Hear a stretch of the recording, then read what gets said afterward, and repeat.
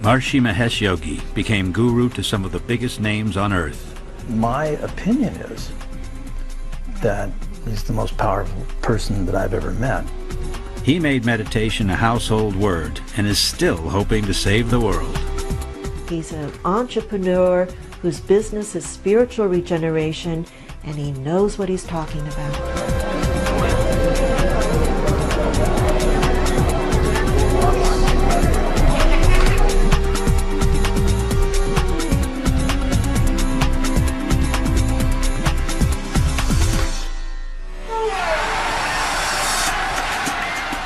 In February 1968, the most famous pop group on earth boarded a plane to India. The Beatles were en route to visit the man who had become their guru in all things. And they weren't the only ones. Landed in India as the sun was coming up, and I'd never been to India before, and the sun was coming up, and I'm stepping off the plane, and I'm thinking, wow, this place is really here. I mean, I'd never sensed a place having that kind of vibration. Good vibration, by the way. The man everybody wanted to see was Maharishi Mahesh Yogi, a 51-year-old spiritual leader who'd been teaching the world to meditate for more than 10 years. Far from the noise and pace of city life, in the cool, clear air of Rishikesh, North India, Pathy News reports from the meditation retreat of Maharishi Mahesh Yogi, the man who, through Transcendental Meditation, is currently bringing peace of mind to the Beatles. In early 1968, Maharishi's ashram on the shores of the river Ganges became a mecca for the stars. They were all hoping for the sort of answers that had eluded them up until now. They were serious students of Transcendental Meditation and serious students of Maharishi. And they were there to accomplish their own evolution. The stars had moved out of the limelight that defined them and into a very different way of life. A daily routine is laid out by Maharishi himself. Meditation in the morning, and then meeting me to understand the experiences of meditation, and then lunch, and then meeting me again afternoon, and then meeting me in the night after their evening meditation. For the Beatles, Mike Love, and Donovan, staying with Maharishi was a rare opportunity to live a long, forgotten, normal life. There were 60 meditators there from around the world, and they were very friendly with everybody. They were very accessible. They didn't look any different than anyone else sitting around at the ashram. But they were. Here were some of the biggest talents in the world of music. And as the course intensified, so did the creativity of the fledgling meditators. When Maharishi met John one night, Maharishi said to him, "And so how is the meditation going?" And John said, "Well, Maharishi, when I'm deep in meditation, I start writing songs. What should I do?" And Maharishi said, "John, when you are deep in meditation and you feel a song, come out of the meditation, write down the song. After you have written the song, go back to the meditation." And John said, "You mean that simple?" And Maharishi said, "That's simple." The Beatles wrote more than 30 songs in Rishikesh. Their White Album was testimony to this unusually creative spurt. Maharishi's ashram was proving to be a very productive and harmonious place. I remember Paul coming down to the breakfast table one morning. "Listen to this, Mike." He wrote back in the USSR with a sort of a Beach Boys style. And I said, "Paul, what you got to do is put all the girls about Russia, the Moscow, Ukraine, Georgia, all that." And he did, and I was there, and it was just the two of us, and so we had some pretty neat talks and great memories. Maharishi is a hurdy-gurdy man. He comes singing your songs of love. Beatles are hurdy-gurdy men. They come singing your songs of love. I am the hurdy-gurdy man. I come singing your songs of love.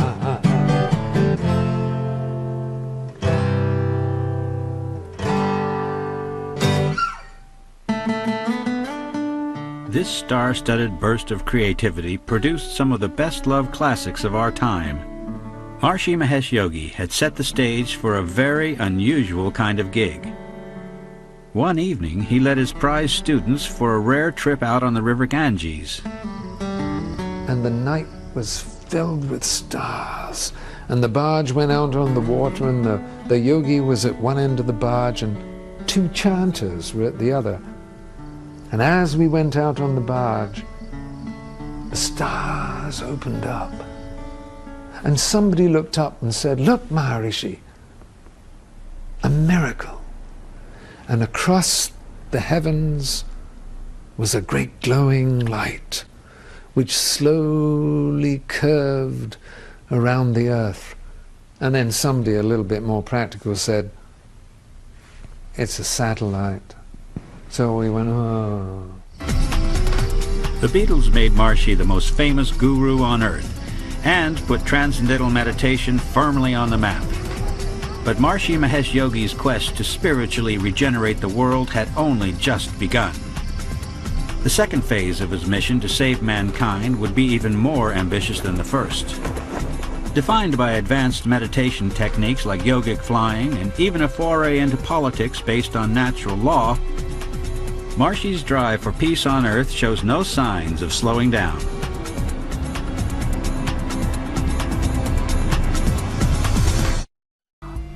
Transcendental really means just going beyond surface thought to deeper levels of thought, and deeper, deeper, deeper, deeper, and then beyond thought to this field of being. And when you come out of meditation, you do feel refreshed, like really refreshed. You feel energized. Transcendental meditation is a technique that wakes up the intelligence in the brain, wakes up the intelligence in the body, so that we are as healthy and creative and fulfilled as we can be. Little is known about the early life of the man who brought TM to the West. Mahesh Prasad was born in central India on the 12th of January 1918. And it was soon clear he had a spiritual calling that he couldn't ignore. When one of India's 4 spiritual leaders visited his local town, Mahesh knew immediately that he'd found what he was searching for. Known as Guru Dev, or Great Master, this was a hugely revered figure in a deeply spiritualized country. Years later, Mahesh would recall his early impressions of Guru Dev. Everything regarding him was great, simple, innocent, complete. He was that perfect, divine personality. For Mahesh, meeting Guru Dev was a pivotal moment. A chance to align himself with one of India's most respected spiritual teachers. Traditionally, if one is seeking spiritual consciousness or seeking enlightenment, one goes to a guru and one becomes the chela or disciple of the guru, and you do everything that the guru wants. Mahesh attained the discipleship he longed for, and he soon became an indispensable member of Guru Dev's ashram. He was his secretary, his personal secretary, and he started working for Guru Dev, doing whatever he could in order to attune his mind to Guru Dev's mind. He wanted to learn as much as possible from Guru Dev. When the great master died on the 20th of May, 1953, his disciple of 13 years traveled high into the Himalayas for some solitude and contemplation. It was time for Mahesh to take stock. After about 2 years alone, Mahesh traveled to southern India. It was a journey that would change his life forever. The former disciple now practiced an ancient method of meditation taught to him by Guru Dev. It was a simple technique, and Mahesh discovered he knew something people wanted to hear about. Mahesh began speaking to groups. He explained that you didn't have to be a monk to gain benefits from this form of meditation. When they heard Maharishi say that meditation was easy and effortless to do and produced immediate effect, then everyone wanted to learn, so then he started to teach. It was just that spontaneous. He never intended to do it. It just happened like that. As word got around that Guru Dev's former disciple was sharing something new, interest grew. Mahesh was now introduced to eager audiences as Maharishi, or Great Teacher. And he was soon taking southern India by storm with his Transcendental Meditation technique. It wouldn't be long before the world was at his feet. Maharishi wanted to save the world with his meditation technique, and he soon headed west to do just that.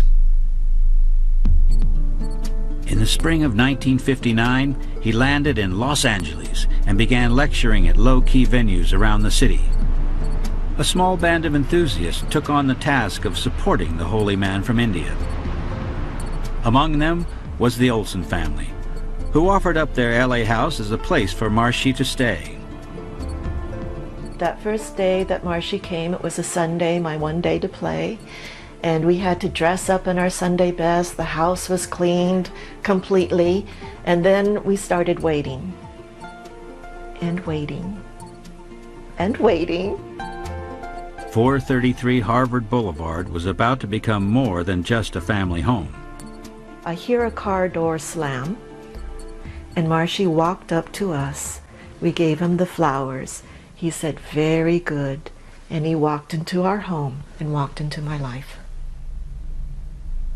As the Olsens adjusted to life with a yogi in the house, their home became Maharishi's first Transcendental Meditation center in the West. Around 10 in the morning, he would come downstairs. There was a little study, and he would be in the study and he would meet people for interviews, for learning Transcendental Meditation. And then after the interview, he would work on different writing projects. Among the Californians queuing up outside was Jerry Jarvis and his wife Deborah. Jarvis's initiation into Transcendental Meditation would be a life-changing moment. So we were initiated, and that was it. I mean, it was magnificent. All my desire for spiritual development was fulfilled in that first, fulfilled in the sense that I knew that this was it. And I had a deep inner experience. And the newly initiated Jarvis wanted to help. He became one of Maharishi's closest aides and gained a rare insight into the early days of a phenomenon that was going to change lives worldwide. His mission was constant, to spread this teaching, to make it available to the entire world. At that time, the population of the world was about 2 to 3 billion, I think. With that many people to teach, Maharishi needed to move fast. There were now hundreds of meditators on the west coast of America, and it was time to take Transcendental Meditation on the road again. Between 1958 and 1965, Guru Dev's former disciple circumnavigated the globe 5 times. He opened centers in all the countries he visited, and remained the hands-on leader of a growing organization. He used to do a lot of teaching himself in those days. Like when I was instructed, Maharishi taught 100 people in a day, and I was, one of the people, and everywhere he would go, he would just keep teaching, keep checking the meditation, guiding the people, giving lectures, holding courses. Maharishi had to learn how to talk in terms that Western society would understand. And so we understood TM as stress management. He knew that he had something of ultimate value to any other human being. And his whole teaching was based on that. All the lectures that he gave, wherever he went, was all based on that. But Maharishi couldn't teach the whole world to meditate alone. Work began on a new academy on the shores of the river Ganges in India. The idea was to train thousands of teachers within a 3-year period. another incredibly ambitious plan. The beauty of becoming a teacher, and particularly for young people during the 60s, was that you didn't have to tell anybody to change their way of life. There were no do's and don'ts that we were teaching. As teachers trained, there was time for other things. Maharishi wrote his first book and began a translation of a sacred Hindu text called the Bhagavad Gita. He encouraged scientists to examine his simple meditation technique. It was a very modern perspective on an age-old Indian tradition.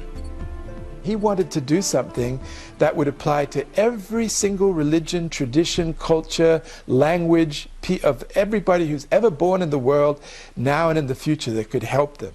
And so that is a universal level of knowledge, not that I belong to this one channel or this one tradition. Universality has always been Maharishi's approach. And Maharishi understood how best to promote his cause. He instinctively knew how to handle a photo opportunity, something that would come in handy during the making of a documentary about his life. Filmmaker Alan Waite spent many months with Maharishi. He soon discovered that the man becoming known as the Giggling Guru had quite a head for heights. He fancied himself as kind of a pilot, sort of. So one of the meditators at Squaw Valley, when we were making the film, his father was Bill Lear, who invented the Learjet. So I said to him, I said, can you get your father to bring that thing up here? I had to take Maharishi out there, and his eyes are as big as teacups. He became like a little kid. He was so excited. So we put him on the plane, and we fly around, and Bill's talking to him, and he's sitting in the co-pilot seat, and he is so excited. This Learjet was just a thrill. And I said, well, Maharishi, we're getting ready to land, and I've got cameras down there.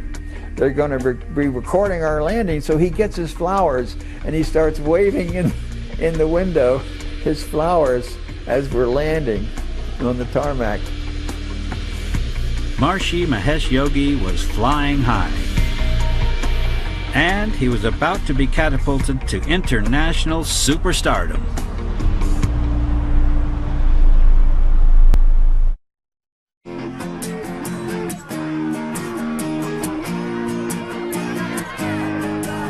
The 1960s was a changing world. A raging counterculture was creating a whole new way of life. It was a wave of flower power that seemed to embrace Maharishi in every way. He looked like a flower child. He had a spirit and a way about him that was non-threatening, childlike in many ways. So yes, he wanders onto that stage, and he's dressed for the part, and he has all the moves. In this generation, the mind is much more mature than before. Mature? More mature than before. The youth now wants a way out of suffering, wants to live life in bliss consciousness. Among those looking for something more were the four most famous faces in the world. The Beatles were Britain's biggest export. They'd heard about TM from George Harrison's girlfriend, Pattie Boyd. On the 24th of August, 1967, Britain's Fab Four trooped off to London's Hilton Hotel to hear Maharishi speak. A few days later, they were sharing a train carriage en route to Maharishi's centre at Bangor in Wales. But the peaceful weekend was soon overshadowed by tragic news. The sudden death of the Beatles' manager, Brian Epstein, was a devastating blow. The world's press wanted to know what advice Maharishi had offered the shell-shocked band. He told us not to get overwhelmed by grief, and to whatever thoughts we have of Brian, to keep them happy, because any thoughts we have of him will travel to him wherever he is. Had he ever met Mr. Epstein? No, but he was looking forward to meeting him. Tomorrow? Yes. In just a few days, Maharishi had become guru to the biggest names on earth. And where the Beatles led, others soon followed. The difference was we'd give lectures to 500, 600, and then the Beatles started, and then we were giving lectures to 1 in 2,000. You know, it increased the interest immediately. Back at the Olsons in Los Angeles, Maharishi was in demand. The Beatles weren't the only big names turning up on his doorstep. I'd had a little joint just before I got out of the limo, so I was feeling kind of mellow. All along one wall of this not great large house in Beverly Hills were 7 hairy guys, like a rock band. I didn't recognize them. Anyway, in I went. It was dark, it was moody, and there was Maharishi. And Maharishi looked at me in the half-light, and he gave me the mantra. And he said, do this, relax, repeat it silently inside. And then suddenly, something extraordinary happened, which is what I wanted. I started falling down, down, down, down, down, down, down, down, down. And as I felt relief, relief, relief, relax, relax. After a time which I couldn't measure, I heard him say, now open your eyes. And then an aide came in and said, Maharishi, it's time for the next initiation. And Maharishi said, and who is that? And the aide said, they are called the Grateful Dead. And I laughed, and Maharishi laughed. And he said, they should not call themselves the Grateful Dead. They should call themselves the Grateful Living. As the stars lined up, Maharishi moved center stage. In early 1968, the Beatles and other pop luminaries like Donovan and Mike Love enrolled on a teacher training course at his academy in Rishikesh. This was undreamt of publicity for Maharishi and his organization. Maharishi knew full well that people who had the attention of the popular culture at the time, people are going to be interested. What are the Beatles? What in the world are they doing in India? What is Mike Love doing there? So yeah, it's going to create a little bit of interest. It was an extraordinary get-together, and one that Maharishi was determined to capture on film. He even directed proceedings himself. We all showed up for a photo session with Maharishi, and he sent us all back to get dressed in our finery, in our fancy dress, which we did. We all went back and pulled something out that was more colorful. That picture was like a recruiting poster. That was a very carefully staged photograph. And the Maharishi directed the entire staging of the picture, who was to sit where, and then he would talk to the camera people and tell them to take it from what angle. So he was very much in his mind to make an iconic image. But within weeks, things went wrong. Without warning, the Beatles announced they were leaving. Maharishi's sojourn into the world of international superstardom was a defining moment. But he'd been in the spotlight long enough. It was now time to move on.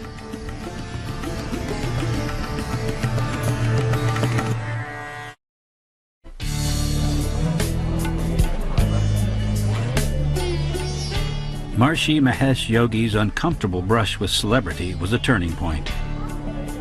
The Beatles' former guru had experienced firsthand how erratic fame can be. He now moved away from center stage. He was afraid that this could become a cult of personality, which Maharishi did not want at all. The Beatles had learned TM, and all the people they influenced learned TM. But it wasn't a sector of society that was taken very seriously. And if TM was really going to spread to become a global phenomenon, Maharishi felt it would have to be on the basis of the leadership of society. And all that seemed possible when Marshy was invited to appear on the Merv Griffin Show in September 1975. Griffin was a serious and respected talk show host. He also practiced Transcendental Meditation. Alongside Griffin were other converts, all members of America's elite. This was just the caliber of endorsement Marshy was after. In my first meditations, I started jumping. I thought, oh, now I've got another time to jump. But then what you find is that that is the stress leaving, and after a period of a few weeks of meditation, it's all gone. The effect was clearing away the middlemen and misunderstandings and what they may have heard, and they go, oh, wow, Marshy is great, and Merv Griffin does it, and these people do it. So it was very powerful. Thank you, Maharishi, very much. Marshy's drive for validation was gaining momentum. I hope I'll see you before you leave. From doctors to politicians, Transcendental Meditation was now a very respectable way to relax. What happened to me was I had this anger, real anger, and out of frustration and not wanting to be in certain situations in my life, within 2 weeks of meditating, this anger, without trying, it lifted away. Gone. So it's so freeing. The negativity lifts away, and that's where the enjoyment of life starts soaring. But Marshy needed more than just testimony. For nearly 2 decades, he'd been encouraging scientific validation for his simple technique.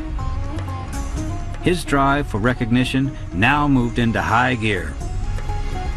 It was he who encouraged, Maharishi himself, who encouraged all the scientific research on Transcendental Meditation. He didn't want to leave it as a metaphysical, mystical knowledge. He wanted the technique of meditation scientifically understood, scientifically scrutinized. These are the electroencephalograph patterns of a subject who's practicing Transcendental Meditation. Scores of tests were carried out, and the results looked good. From insomnia to high blood pressure, TM seemed to have the answers. Between 1966 and 1976, over 1 million people learned the simple technique. And as TM gained momentum, Marshy got busy with something new.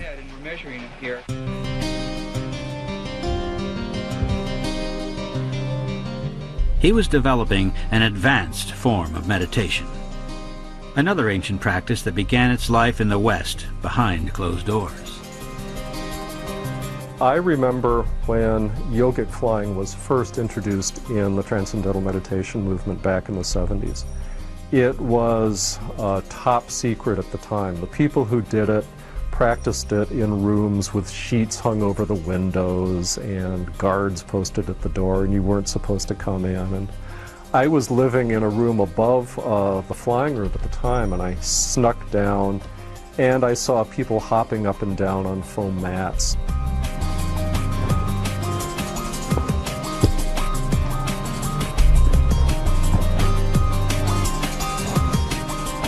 It's meditation with activity. It's the depth of experience of inward silence through meditation while the body is dynamically moving. The body's actually trying to fly, hopping and spontaneously lifting up. My mind says, fly. My body says, okay, and off I go. When you walk, do you think about it? Same mechanism, but we're simply using a different principle. We're a little bit outside the box of walking. We're looking into the laws of nature that are affecting gravity, and the body is responding.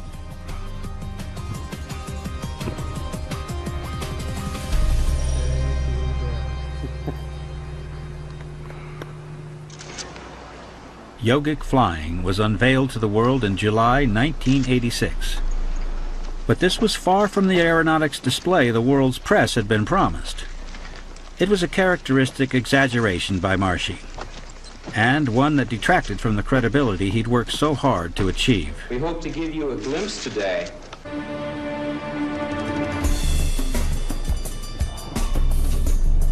Marshy was diversifying fast, and the man who'd made meditation a household word was stepping back. He'd opened his own university in the Midwestern state of Iowa. This would soon be the location for a very new world vision.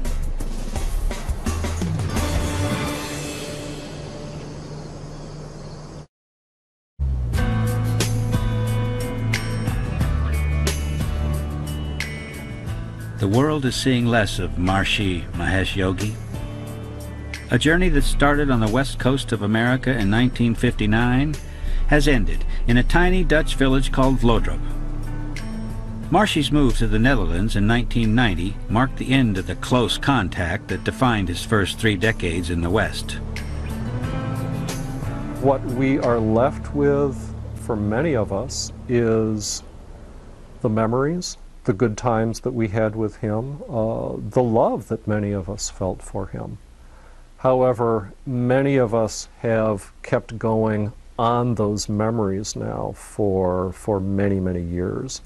And what is left of Maharishi is a kind of icon. Today, the closest you're likely to get to the man who's been spiritually regenerating the world is via his 24-hour television channel. But Maharishi remains the master of the worldwide organization he has created. He pretty much controls his environment. He is the overall leader and boss of his self and his environment and what he wants to do and what he wants to say and how he wants to say it and how he wants it known. Nothing happens unless he sanctions it. In 1992, Maharishi sanctioned his organization's first foray into politics. The Natural Law Party was based on the idea that natural law is an overriding principle that governs the universe, and that all our problems arise when we act against it. This is not a party of the far left or the far right, more of the far out. The International Party claimed it could realign humanity with the help of techniques like TM and Yogic Flying. Maharishi's ancient Indian wisdom was being put to the vote. Natural Law Party was a brilliant idea, an exhausting idea. It was an idea of taking basically the knowledge directly to the people through the electoral process. But it was an idea that didn't work. The party won just 0.4% of the vote in the UK's 1992 general election, and Hagelin received fewer than 84,000 votes in America. People won't risk a vote for a third-party candidate. They're too busy trying to get the lesser of evils defeated than to risk using a vote on a third-party candidate that can't win. Having run the political gauntlet, Maharishi now focuses on the work that's been occupying him for the past 20 years. The former guru to the stars is systematically reviving the ancient teaching of India called the Vedas. From healthcare to education, he's been coming up with an alternative way for us to live. 40 guiding principles determined by the natural law that defines his world. You'll find what he has in mind at Vedic City, Iowa. Maharishi's utopia for the 21st century. It's a city that's completely built in accord with natural law. That means even the architecture is aligned with nature. It's aligned with the rising sun in the morning, eastwardly facing homes. But Maharishi's vision for the perfect place to live took a while to catch on. Huge meditation domes and a 40-foot high tower of invincibility were more than some local residents could cope with. The preachers of the Baptist church and the Lutheran church would say, and they're gathering, these Satan worshippers are gathering in the dome. And we go, us? Wait a minute, who are you talking about? Because many of our people who meditate are also going to church. The city has its own administration and even its own currency. In the local school, Transcendental Meditation is part of the day-to-day routine. As just one of Maharishi's many worldwide schemes, Vedic City raises the inevitable questions about the funding of such ambitious projects. According to the TM organization, money is raised through donations and course fees. At $2,500, learning Transcendental Meditation isn't cheap. Maharishi remains ambivalent about his finances. But according to Maharishi, the first 50 years teaching people how to meditate were just a warm-up. He now has a new formula for spiritually regenerating the world. Incredibly, some studies seem to indicate that group practice of yogic flying could cut back violence in towns and cities. In some of these areas, they were finding that the crime went down. And so they found out that they determined that the square root of 1% of a population is sufficient to practice TM, and you would have an effect on the environment, on the statistics of violent crime. The idea that meditation can save the world, even if just a few of us do it, is Mahari's boldest declaration yet. But is the man who has spent his life working out a formula for peace promising too much? Maharishi Mahesh Yogi set out to spiritually regenerate the world. 6 million people now practice his simple meditation technique. Today, his quest for peace on earth is more ambitious than ever. He never thought small. Most of the time, we think in Western society of how to survive in the box. I don't think Maharishi ever had a box. He has constantly lived outside the boundaries of the box. When filmmaker Alan Waite asked Maharishi in 1968 what he would like to be remembered for, Maharishi replied, "Nothing."